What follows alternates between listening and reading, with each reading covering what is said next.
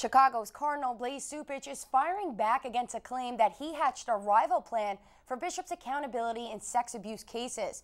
Cardinal Cupich and Cardinal Donald Wuerl allegedly worked on their proposal together, intending to present it as an alternative during last week's U.S. Bishop Summit in Baltimore.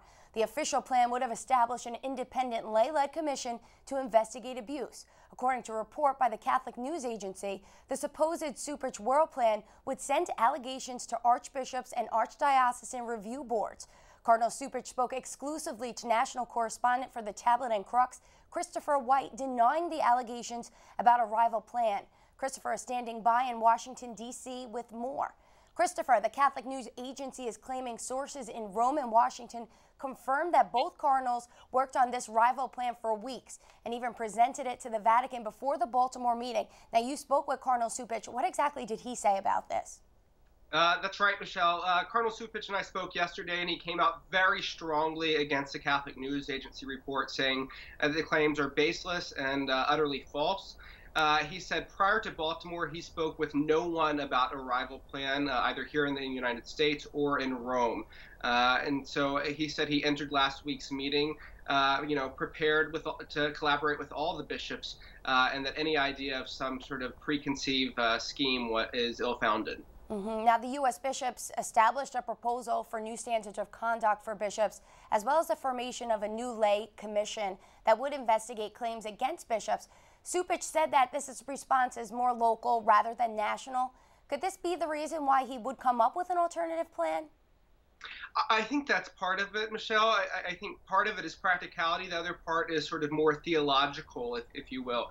On the practical end, the idea is that local archbishops and their review boards would sort of be the closest to the source and could handle this on the most local level possible.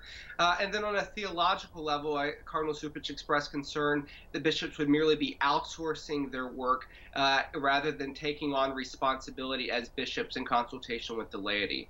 So it's important to note that both Wuerl and Cupich are part of the Vatican's Congregation for Bishops, which is the office that originally requested the U.S. bishops delay a vote on actions to confront the abuse crisis. Did Cupich bring his plan to Pope Francis?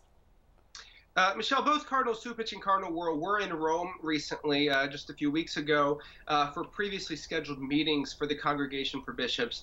However, Cardinal Cupich told me that he has not discussed this with Pope Francis, nor any other dicastery in Rome. This was something that he worked on in collaboration with others in Baltimore last week. Now, that being said, Cardinal Cupich says that Pope Francis does want a global solution to this crisis. And looking ahead to that global solution, could these allegations have any impact on the February summit on sex abuse, whether the Pope is convening at the Vatican? Yeah, I think all eyes are certainly on February at this point. Last week, as the meetings ended in Baltimore, Cardinal DiNardo said that he was going to take sort of the two plans that were on the table and try to consolidate them, working with a task force composed of Archbishop Wilton Gregory, Archbishop Joseph Kurtz, and Cardinal Daniel DiNardo, four recent sort of presidents of the conference, to work with him so that he sort of has everything in front of him going into Rome. And so I think he'll try to get a sense of where the bishops stand ahead of time, and that's what he'll take to the table. All right, Chris, thank you so much. Talk to you soon. Thanks, Michelle.